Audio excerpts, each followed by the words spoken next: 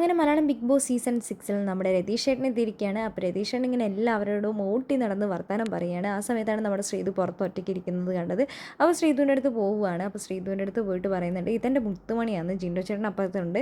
അപ്പോൾ ജിൻഡോ ചേട്ടനോടാണ് പറയുന്നത്, ഇതെൻ്റെ മുത്തുമണിയാണ്, എൻ്റെ മുത്തുമണീൻ്റെ കൂടെ ഇരുന്ന് ഞാൻ കുറച്ച് നേരം സംസാരിക്കട്ടെ എന്ന് പറയുന്നുണ്ട്. നിങ്ങളൊക്കെ ശരിക്കും ഭാഗ്യമുള്ളവരാണ്. കാരണം ഈ സീസൺ എന്ന് പറഞ്ഞത് ബിഗ് ബോസ് ശരിക്കും ഒന്ന് മാറ്റിപ്പിടിച്ചത് തന്നെയാണ്. നല്ല അത്ഭുതമായിട്ടുള്ളൊരു സീസൺ തന്നെയാണ് ഈ സീസൺ എന്നൊക്കെ പറയുന്നുണ്ട്.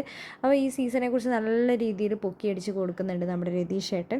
അപ്പോൾ ശ്രീധുവിനോട് പറയുന്നുണ്ട്, നിന്നെപ്പോലെ ക്യൂട്ടായിട്ട് നിന്നിട്ടുണ്ടായിരുന്നു, എനിക്ക് ഈ ബിഗ് ബോസ് വീട്ടിൽ നിന്ന് പുറത്ത് പോകേണ്ടി വരില്ലായിരുന്നു എന്ന് പറയുന്നുണ്ട്. അപ്പോൾ ശ്രീധു ഓൺ ദ സ്പോട്ടിൽ തന്നെ നമ്മുടെ രതീഷ് ഏട്ടന് ഉത്തരം കൊടുക്കുന്നുണ്ട്. രതീഷ് ഏട്ടനോട് പറയുന്നുണ്ട്, എല്ലാവരും ക്യൂട്ട് തന്നെയാണ്, രതീഷ് ഏട്ടനും ക്യൂട്ടാണ്, രതീഷ് ഏട്ടൻ ഇപ്പോൾ തിരിച്ചു വന്നില്ലേ, അതും രതീഷ് ഏട്ടൻ ഇപ്പോൾ ബിഗ് ബോസ് വീട്ടിലേക്ക് വന്നിരിക്കുന്നത് ഒരു ഗസ്റ്റായിട്ട് തന്നെയാണ്. അപ്പോൾ രതീഷ് ഏട്ടൻ സന്തോഷിക്കുക തന്നെ വേണമെന്നൊക്കെ രതീഷ് ഏട്ടനോട് നമ്മുടെ ശ്രീധു നല്ല രീതിയിൽ പറയുന്നുണ്ട്. ശ്രീധുവിന് ഇങ്ങനെ തമിഴൊക്കെ പറഞ്ഞ് കളിയാക്കിക്കൊണ്ടിരിക്കുന്ന സമയത്ത് എനിക്ക് ഇവിടെ നിന്ന് പോവണ്ടായിരുന്നു, ഇവിടെ നിന്ന് പോയ ഒരവസ്ഥ എന്നൊക്കെ പറയുന്നുണ്ട്. അപ്പോൾ ശ്രീധു പറയുന്നുണ്ട്, അത് രതീഷ് ചേട്ടൻ്റെ ഒരു നേരം, ആ സമയത്ത് അങ്ങനെ സംഭവിച്ചു എന്ന് പറയുന്നുണ്ട്. എന്താണെങ്കിലും ജിൻഡോ ചേട്ടനും ശ്രീധുവിനും ഒക്കെ വലിയൊരു ഉപദേശം കൊടുക്കുന്നുണ്ട്. ഇനിയുള്ള ദിവസങ്ങൾ നിങ്ങൾ നല്ല രീതിയിലുള്ള പെർഫോമൻസ് കാഴ്ചവെക്കണം. കാരണം എല്ലാവരും ഒരേപോലെയാണ് പോയിക്കൊണ്ടിരിക്കുന്നത്. ആരെന്നൊന്നും നമുക്ക് പറയാൻ പറ്റില്ല, പ്രേക്ഷകരാണ് തീരുമാനിക്കുന്നത്.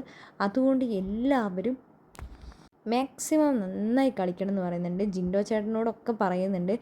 അപ്പോൾ ജിൻഡോ ചേട്ടൻ എൻ്റെ മുത്താണ്, മുത്തുമണിയാണെന്നൊക്കെ പറഞ്ഞുകൊണ്ടിരിക്കുന്ന സമയത്താണ് യമുന ചേച്ചി പറയുന്നത്, അധികം സൂചിപ്പിക്കേണ്ട, ചിലപ്പോൾ ജയിൽ നോമിനേഷൻ ചെയ്ത് കളയുന്നു. ഇപ്പോൾ രതീഷ് ചേട്ടൻ ചോദിക്കുന്നുണ്ട്, ഇതാരാ പറഞ്ഞത്, യമുന റാണിക്ക് എന്നെ ദ്രോഹിച്ച് കഴിഞ്ഞത് മതിയായിട്ടില്ലേ എന്ന് ചോദിക്കുന്നുണ്ട്.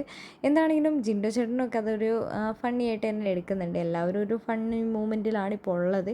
നമുക്ക് കാത്തിരിക്കാം. ഇനി നമ്മുടെ ഗബ്രിയൊക്കെ നാളെയാണ് എത്തുന്നത്, ഗബ്രി ശരണയൊക്കെ നാളെ എത്തുന്നുണ്ട് എന്ന വാർത്തകളാണ് പുറത്തു വരുന്നത്. നമുക്ക് കാത്തിരിക്കാം.